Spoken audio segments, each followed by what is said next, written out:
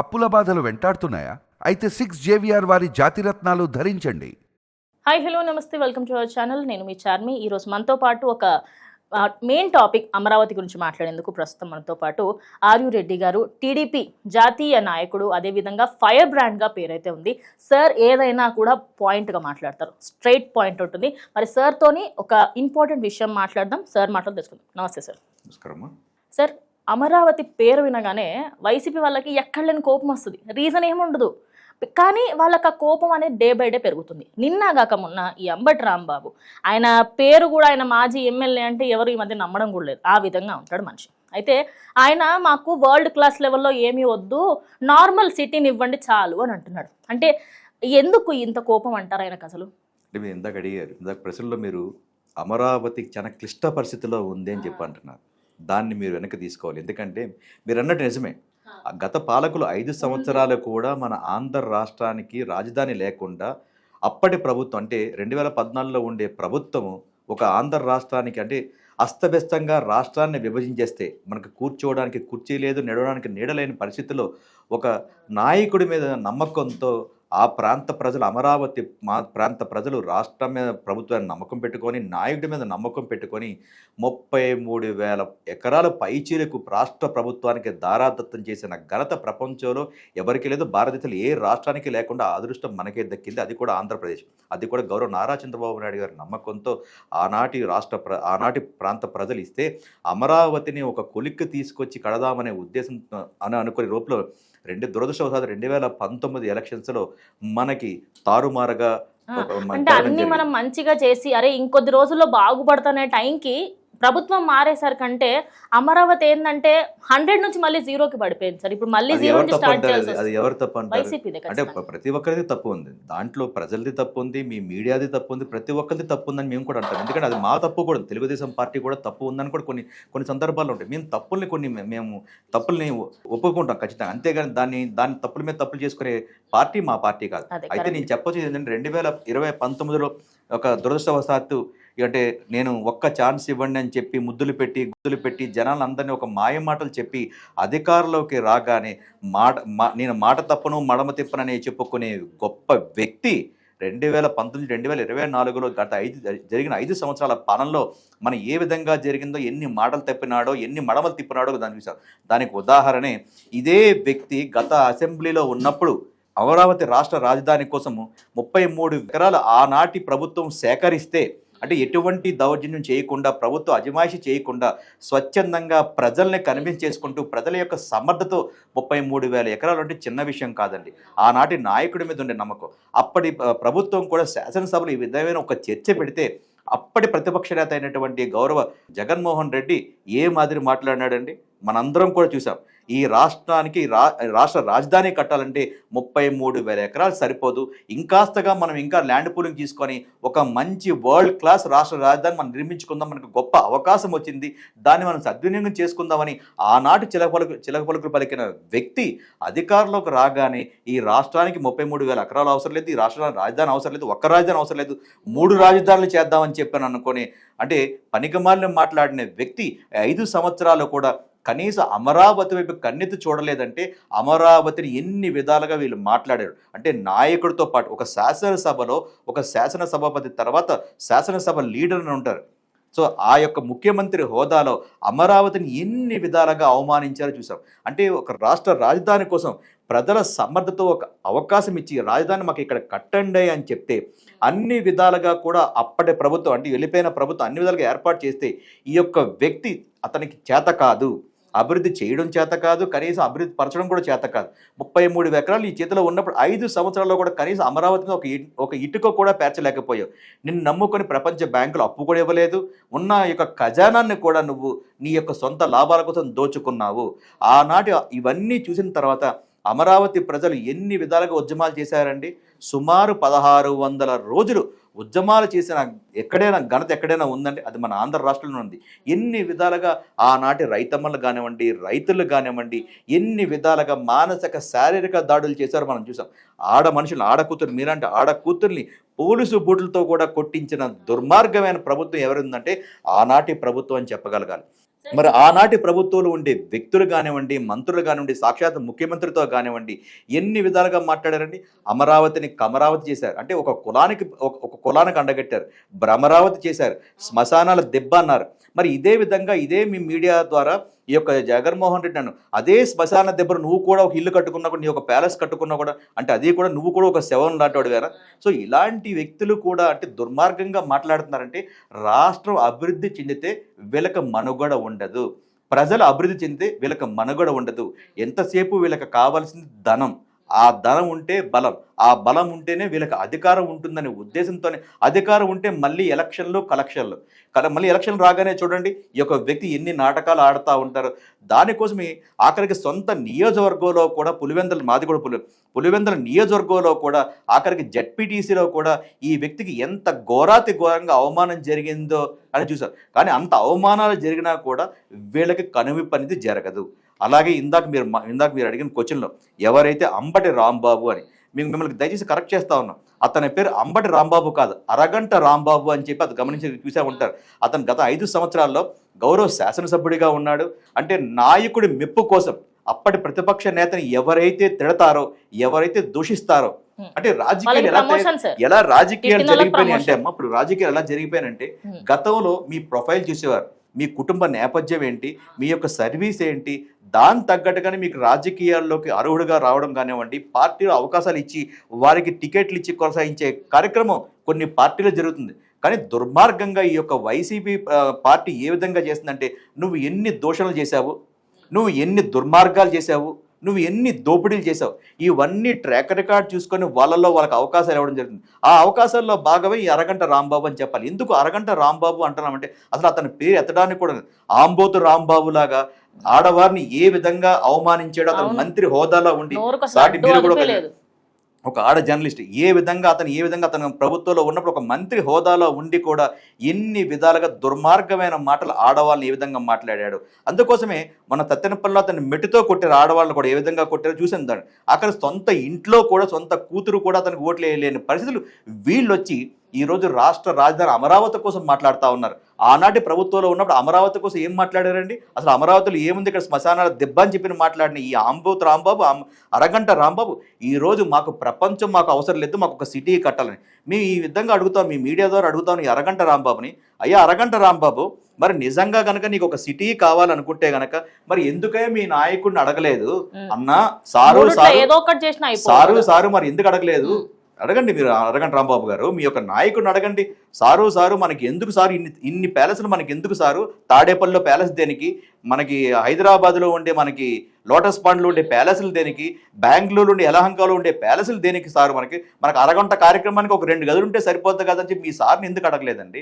కాబట్టి ఇలాంటి వ్యక్తులు కూడా తలెత్తుకొని అంటే ఇలా ఈ పార్టీ వ్యక్తులు కానివ్వండి, ఈ పార్టీ నాయకులు కూడా తల ఎత్తుకునే విధంగా అమరావతిని ధీటుగా మేము 2028లోకి కంప్లీట్ చేయడం జరుగుతూ ఉంది.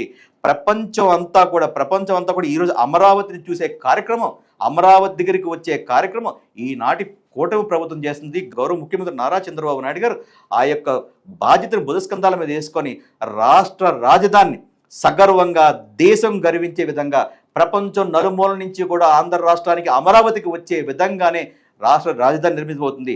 ఇట్లాంటి బొఫన్లు గారు మాట్లాడే మాటలు ప్రజాప్రభుత్వం చెవిని తీసుకోదు, రాష్ట్ర ప్రభుత్వాలు కూడా చెవిని తీసుకోరు. మా రాష్ట్ర రాజధాని అమరావతి, ఒకే రాష్ట్రం ఒకే రాజధాని నినాదంతోనే ఈరోజు కూటమి ప్రభుత్వం పనిచేస్తూ ఉంది. రాష్ట్ర ప్రజలు కూడా హర్షిస్తూ ఉన్నారు. దాని ఉద్దేశంగానే నాయకుడి మీద ముఖ్యమంత్రి గారి మీద యొక్క నమ్మకంతోనే ప్రపంచ దిగ్గజ కంపెనీలు ఎన్ని విధాలుగా మన ఆంధ్ర రాష్ట్రానికి వచ్చి పెట్టుబడులు పెడుతున్నాయో అనేది మన గత 2 సంవత్సరాలు పెట్టి కూడా ఒక వరదలు ఎలాగైతే వస్తాయో, ఒక సునామీ ఏ విధంగా వస్తుందో మనకి పెట్టుబడులు కూడా అదే విధంగా వస్తుంది. ఇది ఎవరికి ఉపయోగం అండి? రాష్ట్ర ప్రజలకు ఉపయోగం కదా, రాష్ట్రానికి ఉపయోగం కదా. మీరు అప్పులు ఆంధ్రప్రదేశ్ చేసి వారు రాష్ట్రాన్ని ఇచ్చినారు. ఈరోజు ఆంధ్రప్రదేశ్ ఈరోజు పనిచేస్తున్న రాష్ట్ర ముఖ్యమంత్రి గారు చంద్రబాబు నాయుడు గారు కానివ్వండి, నారా లోకేష్ గారు కానివ్వండి, పవన్ కళ్యాణ్ గారు కానివ్వండి, ఈరోజు త్రిముఖంగా మేము పనిచేస్తూ ఉంటూ ఈ 3 ఇంజన్ సర్కార్గా ఈరోజు ఆంధ్ర రాష్ట్రం నడుస్తుంది. ఢిల్లీలో డబుల్ ఇంజన్ సర్కార్ నడుస్తూ ఉంటే గౌరవ నరేంద్ర మోడీ గారి యొక్క స్ఫూర్తితో, పవన్ కళ్యాణ్ గారి యొక్క శక్తితో, చంద్రబాబు నాయుడు గారి యుక్తితో, మన లోకేష్ గారి యొక్క శక్తితో ఈరోజు ఆంధ్ర రాష్ట్రం అన్ని విధాలుగా అభివృద్ధి పదాలు నడుస్తూ పెట్టుబడులను ఆకర్షించుకుంటే దానికి ఉదాహరణే గూగుల్ టెక్ కానివ్వండి, అట్లాగే ఈరోజు మన రిలయన్స్ కానివ్వండి, అది సేఫీ కానివ్వండి, అదానీ కానివ్వండి, అనేక కంపెనీలు ఈరోజు ఐటీ పరంగా మనకి ఆంధ్ర రాష్ట్రానికి వచ్చి పెట్టుబడులు పెడతా ఉన్నాయి. నిన్న కాక మొన్న కూడా మేము చూస్తూ ఉంటే రాష్ట్ర రాజధాని అమరావతిలో 15 జాతీయ బ్యాంకులు కానివ్వండి, ప్రైవేట్ బ్యాంకులు కానివ్వండి, బీమా సంస్థలు కూడా ఒకే దిక్కున మనకి ఈరోజు అన్ని బ్యాంకులు ఈరోజు వచ్చినాయంటే ఈరోజు అమరావతి అనేది ఒక ఐకాన్గా తయారవుతా ఉంది. ఇప్పుడు సహజంగా చూసాం బ్యాంకులు అక్కడక్కడ ఉంటాయి, కానీ ఒకే దిక్కున కొలువై ఆ యొక్క స్ట్రీట్ని కూడా బ్యాంక్ స్ట్రీట్గా పెట్టినారంటే ఆ ఘనత దేశంలో ఎవరికైనా ఉందా? ఈనాటి ఆంధ్రప్రదేశ్ ప్రభుత్వానికి, కూటమి ప్రభుత్వానికి ఆ యొక్క పేరు దక్కిందనేది మనకు చక్కటి ఉదాహరణ. కాబట్టి ఆంధ్ర రాష్ట్రంలో అమరావతి అని నభోషత్తుగా ముందుకు పోతా ఉంది. రెట్టి పరిస్థితుల్లోనూ ముఖ్యమంత్రి గారు కృతనిశ్చయంతో ఉన్నారు. రైతులు కూడా చాలా సంతోషంగా ఉన్నారు. నిన్న కాక మొన్న కూడా ఆ యొక్క అమరావతి ప్రాంత రైతులు కూడా ఈ 33 ఎకరాలే కాకుండా ఇంకంతగా మేము ఆ భూమి ఇవ్వడానికి రెడీగా ఉన్నాము, మా యొక్క ప్రాంతాన్ని అభివృద్ధి చేయండి, ఆ ప్రాంత అభివృద్ధిలో మమ్మల్ని కూడా మేము ఈరోజు ఉంటాం, రేపు పోతాం, కానీ ఈ భవిష్యత్తు కూడా మమ్మల్ని గుర్తుపెట్టుకునే విధంగా మా యొక్క ప్రాంతాన్ని అభివృద్ధి చేయండి, కావాలంటే మా భూములు కూడా ఇస్తామన్నారంటే ఏ రాష్ట్రంలో ఏ రైతులు అంటున్నారండి? మరి అనకూడదు. కానీ గత పాలకులు కనీసం ఒక 5 అడుగులు మీ మీద నమ్ముకుని ఒక 5 అడుగులు ఎవరైనా మీ స్థలం ఇచ్చిన పరిస్థితులు ఉన్నాయా? ఉన్న స్థలాన్ని మీరు దోచుకున్నారే. విశాఖపట్నం అని పేరు చెప్పి విశాఖపట్నంలో ఎంత ల్యాండ్ గ్రాబింగ్ చేశారో మీరు చూసాము. ఒక్కొక్క ప్రాంతాన్ని ఒక్కొక్క వ్యక్తిని దారాదత్తం చేసుకున్నట్టుగా పంచుకొని రాష్ట్రాన్ని కుక్కలు చింపిన విస్తరగా తయారు చేస్తే ఈనాటి ప్రజాప్రభుత్వం చంద్రబాబు నాయుడు గారి యొక్క సారథ్యంలో ఆయన యొక్క మేధాశక్తితో ఆయన యొక్క విజన్తో అప్పుల ఆంధ్రప్రదేశ్ని మెల్లమెల్లగా ఈరోజు తీసుకుంటూ పోయి రేపు అప్పులిచ్చే ఆంధ్రప్రదేశ్గా తయారు చేసే కార్యక్రమం ఈనాటి కుటుంబ ప్రభుత్వం చేస్తుందంటే అది ప్రజలకు ఎంత ఉపయోగం అండి. కాబట్టి ఎలాంటి ఆంబోతు వ్యక్తులు కానివ్వండి, అరగంట వ్యక్తులు కానివ్వండి, మాట్లాడే మాటలు ప్రజలు హర్షించరు. ఖచ్చితంగా ప్రజలు మిట్టుతో కొట్టే కార్యక్రమం చేస్తూ ఉన్నారు. అప్పుల ఆంధ్రప్రదేశ్ నుంచి అప్పులిచ్చే ఆంధ్రప్రదేశ్ స్థాయికి ఎదిగే కార్యక్రమం ఈనాడు కుటుంబ ప్రభుత్వం చేస్తే మీ ద్వారా తెలియజేస్తూ ఉంటారు. సార్, ఇంకోటి, ఇప్పుడు మీరు ఇందాక మాట్లాడుతూ అన్నారు 3 రాజధానులు అప్పట్లో అన్నారు. కనీసం ఆ ఒక్క దాంట్లో ఆ 3 ఏ ఒక్క ప్రాంతాన్ని కూడా 10% కూడా అసలు వాళ్ళు ఏ మాత్రం అంటే మంచి పనులు చేయడం కానీ, లేకపోతే అక్కడ ఇన్ఫ్రాస్ట్రక్చర్ బిల్డప్ చేయడం కానీ, కంపెనీస్ తేవడం కానీ ఏది చేయలేకపోయారు. ఇంకోటి, మీరు ఏంటంటే వాళ్ళ ప్యాలెస్ల కోసం గుట్టల్ని బలగొట్టారు. రిషికొండ లాంటి ఎంతో మంచి ఫేమస్ పాయింట్స్ సార్. ఇక్కడ ఇప్పటికీ కూడా తెలంగాణ నుంచి ఎవరైనా వెళ్తే రిషికొండ చూడడానికి వెళ్తున్నారా అని ఎంతో హ్యాపీ ఇప్పుడు చెప్పలేకపోతున్నారు సార్. బికాస్ సగానికి సగం రిషికొండ అని అసలు సగం ఖాళీగా కనిపిస్తుంది. అంటే ఇప్పుడు ఈ ప్రజలందరూ కూడా ఈ ప్రభుత్వం మీద ఇంత నమ్మకం ఉంచున్నారు కదా, మరి 3 రాజధానిలో ఒక్కడన్న రాజధానిని వాళ్ళు ఏదైనా కొంచెం మంచి పనులు చేశారని చెప్పుకోవడానికి సిగ్గు లేకుండా ఉన్నారు కదా, మరి దాని గురించి ఏమంటారు? అంటే వాళ్ళు ఏమీ చేయకుండా పక్కన వాళ్ళపైన బురద చల్లడము, ఈ బుద్ధి అనేది ముందు నుంచే ఉంది. ఇంకోటి, ప్రమోషన్లు. ఈ ప్రశ్నకి ఎవరు సమాధానం చెప్పాలండి? ఈ ప్రశ్న అంటే ఈ గత పాలకుల వైఫల్యాలే కదా ఇవన్నీ కూడా జరిగినాయి. ఈరోజు ప్రజలు ఎవరు అడగలేదు. ఒక ప్రభుత్వాన్ని నమ్ముకొని, ఒక వ్యక్తిని నమ్ముకొని రాష్ట్ర రాజధాని కోసం ఆనాటి పాలకులు అంటే కాంగ్రెస్ పాలకులు మన రాష్ట్రాన్ని అస్తవ్యస్తంగా విభజించేస్తే మనకి ఏమీ లేకుండా ఉంటే ప్రజలే స్వచ్ఛందంగా వచ్చి మనం బయట దేశాల్లో చూసాం. అంటే నేను కొన్ని బయట దేశాలకు వెళ్ళడం జరిగింది. ఉదాహరణకు ఒక హాంకాంగ్లో అక్కడ నేను ఒక వ్యాపారం చేస్తున్నప్పుడు నాకు ఒక సంఘటన కనిపించింది. నాకు ఒకరోజు అక్కడ ఏదైనా ఒక తుఫాను మాదిరి వస్తే రోడ్డు కొట్టుకుపోయింది. ప్రజలు స్వచ్ఛందంగా వచ్చి ఎవరికి వాళ్ళు చందాలు వేసుకొని ఆ రోడ్డుని బాగు చేసినారంటే ప్రభుత్వం మీద కానివ్వండి, ఆ యొక్క వ్యవస్థ మీద కానీ ఆ ప్రజలకు ఎంత విశ్వాసం ఉందని నాకు కళ్ళ ముందు కనిపించింది. అదే విషయం కూడా మేము కూడా మా పార్టీలో చర్చిస్తే కనుక ఆ చక్కటి ఉదాహరణ రాష్ట్ర రాజధాని కోసం రైతములందరూ కదిలి వచ్చి 1 ఎకరం 2 ఎకరాలు కాదమ్మా 33,000 ఎకరాలు, వేల ఎకరాలు అంటే తల్లి కన్నా మిన్నగా ప్రేమించే భూమిని ప్రభుత్వానికి దారం చేసి భవిష్యత్తు కోసం, భావి తరాల కోసం ఇచ్చిన ఘనత ఈ ఆంధ్ర రాష్ట్ర ప్రజలకే దక్కింది. అంతటి గొప్ప అవకాశాన్ని ఇస్తే అంటే వాళ్ళ వైసీపీ వాళ్ళ అదృష్టం, రాష్ట్ర ప్రజల దురదృష్టంతో వాళ్ళ అధికారంలోకి వస్తే ఎందుకు మీరు 3 ముక్కలాట్లాడారండి? ఈరోజు మీరు ఇందాక ప్రశ్నలు అడిగారు. విశాఖపట్నం అనేది ప్రపంచ ప్రసిద్ధిగాంచిన ప్రదేశం.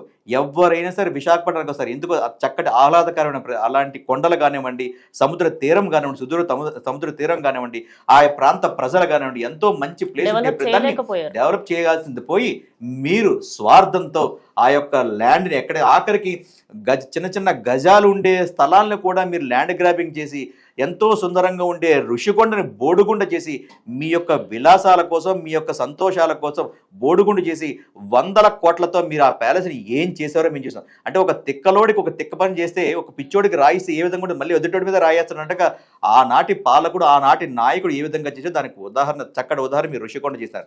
అదే ఈనాటి కూటమి ప్రభుత్వం ఏం చేసిందంటే విశాఖపట్నం సుందరబంధంగా తయారు చేసింది. ఈ రోజు మీరు గమనిస్తే గనక ఒక స్కై వాక్ తయారు చేస్తా ఉన్నాం. స్కై వాక్ అనేది మనకి ఎక్కడ ఉందండి, బయట దేశాల్లో ఉంది, భారతదేశంలో ఎక్కడ లేదండి. ఎక్కడ మనకు హాంకాంగ్లో కానివ్వండి, చైనాలో కానివ్వండి ఒక స్కై వాక్ అనేది ఉంది. అలాంటి ప్రదేశాలు మనం పోవాలంటే ఎన్నో వ్యయ ప్రదేశాలు చూడాలి.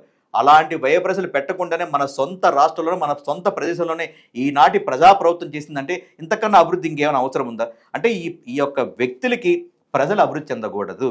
వాళ్ళు అభివృద్ధి చెందితే మాకు ఓట్లు రావు. మాకు ఓట్లు రావాలంటే ఏం చేయాలండి? కులాల వారీగా విభజించాలి, ప్రాంతాల వారీగా విభజించాలి, వర్గాల వారీగా విభజించాలి. నీది ఏ కులం, నీది ఏ ప్రాంతం, నీది ఏ వర్గం, ఇదే అడుగుతారు తప్ప ఒక రాష్ట్ర ముఖ్యమంత్రి హోదాలో ఉండే వ్యక్తికి ప్రాంతాలు ఏంటండి? ప్రతి ప్రాంతం అభివృద్ధి చెందాలి. ఎందుకంటే ప్రతి ఒక్క ఓటర్ నిన్ను ఎన్నుకున్నారు కాబట్టి నువ్వు ఆ ముఖ్యమంత్రి హోదాలో ఉన్నావు. కానీ నువ్వు ఇక్కడ ఏం చేసావు? నీకు కేవలం ఒక ముఖ్యమంత్రి కావాలంటే ఏంటి ఉద్దేశం? నీ యొక్క కేసులు కానివ్వండి, నీ యొక్క ధనాన్ని పెంచుకోవడం కానివ్వండి, లేదా నీ నల్లధనాన్ని తెల్లధనం చేసుకునే విధానాల ద్వారా నువ్వు ఆ ఎజెండాలతోనే నువ్వు రాజకీయాల్లోకి వచ్చినావు, రాజకీయ పార్టీ పెట్టినావు. దురదృష్టం అంటే ఆంధ్ర రాష్ట్ర ప్రజలు దురదృష్టం కొద్దీ, నీ అదృష్టం కొద్దీ ముఖ్యమంత్రి అయ్యి ఈరోజు నువ్వు సేఫ్ సైడ్లో ఉన్నావు. లేకపోతే 13 సంవత్సరాలు ఒక వ్యక్తి బెయిల్లో ఉండే వ్యక్తి ఈ రోజు కూడా ఎక్కడ ఉన్నారండి? భారతదేశంలో ఎక్కడ ఉన్నారు? 13 సంవత్సరాలు బెయిల్ తీసుకొని ఈ రోజు కూడా వ్యవస్థలను మేనేజ్ చేసుకుంటూ ఈ రోజు నువ్వు తిరుగుతా ఉన్నావు. మొన్న కూడా చూసాం సోషల్ మీడియాలో కానివ్వండి, కొన్ని వార్తాపత్రికల్లో చూస్తే కనుక ఈ యొక్క వ్యక్తి, ఆ యొక్క పార్టీ నాయకుడు గౌరవ న్యాయమూర్తులను కూడా బ్లాక్మెయిల్ చేసే స్థాయికి దిగజారిపోయారంటే ఏమనుకోవాలి? సహజంగా ఒక బెయిల్ తీసుకునే ఒక ముద్దాయి ఎప్పుడు రావాలంటే జడ్జి గారి కన్నా ముందు ఉండాలి. కానీ ఈయన ఏం చెప్తాడు? జడ్జి గారికి అల్టిమేట్ ఇస్తూ ఉంటాడు. ఈయన ఏంటి, నేను 11:30కు వస్తాను, నేను రేపు వస్తాను, నేను వచ్చినా కూడా 11:30కు వస్తాను, ఒక 5 నిమిషాలు ఉంటానంటే భారతదేశంలో రాజ్యాంగం ఈ విధంగా ఉంటుంది. అంటే ఇది భారతదేశంలో గౌరవ దాదాసాహెబ్ అంబేద్కర్ రాసిన రాజ్యాంగాన్ని ఈయన అవలంబించాడు. ఈయన సొంతంగా ఉండే రాజ్యాంగాన్ని అవలంబిస్తున్నాడు కాబట్టి ప్రజలు 2024లో మెట్టుతో కొట్టి ఇంట్లో కూర్చోబెట్టినారు. ఆ మెట్టుతో కొట్టినారు కాబట్టే స్పృహ తప్పి రకరకాలుగా మాట్లాడి మళ్ళీ వర్గాల మధ్య చిచ్చుపెట్టి ప్రజల్ని విభజించాలి, అభివృద్ధి చెందకూడదు, అభివృద్ధి చెందిందంటే ఈ ప్రజలు నా మాట వినరని ఉద్దేశంతోనే ప్రభుత్వం మీద లేనిపోని మాటలు కానివ్వండి, లేకపోతే ఇంకో విధంగా దోషల పర్వాలు కానివ్వండి, ఆ విధంగా చేసుకుంటున్నారు తప్ప ప్రభుత్వానికి ఎటువంటి చలనం అయితే లేదు. ఇలాంటి వ్యక్తుల కోసం పట్టించుకునే పరిస్థితి లేదు. ఎందుకంటే ప్రజలే పట్టించుకోలేనప్పుడు ప్రభుత్వం ఎందుకు పట్టించుకుంటుంది? రేపు ప్రజలు ఎలాగో శిక్షించారు. ప్రజాస్వామ్యంలో ఆ యొక్క నాయకుడికి ఖచ్చితంగా శిక్ష అయితే పడింది. రేపు దేవస్థానం లాంటి న్యాయస్థానంలో ఖచ్చితంగా శిక్ష పడతా ఉంటుంది. మా యొక్క అజెండా ఒకటేనండి. ఇక్కడ భారతదేశంలో చూడదగ్గ ఒక మంచి చక్కటి రాజధాని మనం నిర్మించగలగాలి. అదే అమరావతి. దేవతలు కొలువై ఉండే ప్రదేశం అమరావతి. సాక్షాత్ ఆ ఇంద్రాది దేవతలు కొలువై ఉండే ప్రదేశం అమరావతి అంటాం. అలాంటి చక్కటి అమరావతి రాజధాని మనం ఈరోజు నిర్మించుకోవడం జరుగుతుంది. ఇదే వ్యక్తులు రేపు తలెత్తుకొని ఇదిరా మా రాష్ట్ర రాజధాని, ఇదిరా మా సెక్రటరీ ఇలా ఉండాలి, ఇదిరా అసెంబ్లీ ఇలా ఉండాలి, ఇదిరా రోడ్లంటే ఇలా ఉండాలనే వ్యక్తులు తిరిగి అదే రోడ్లలో వెళ్ళి సిగ్గుపడే విధంగా రాష్ట్రం అభివృద్ధి చెందుతుంది. అమరావతిని కూడా ఆ విధంగా నిర్మిస్తాం. మీ ద్వారా తెలియజేస్తా ఉంటాం. Thank you sir, thank you so much. Thank you. So చూసారు కదా, ఇది వాళ్ళ వీడియో. ఇంకో వీడియోతో మళ్ళీ కలుస్తాం.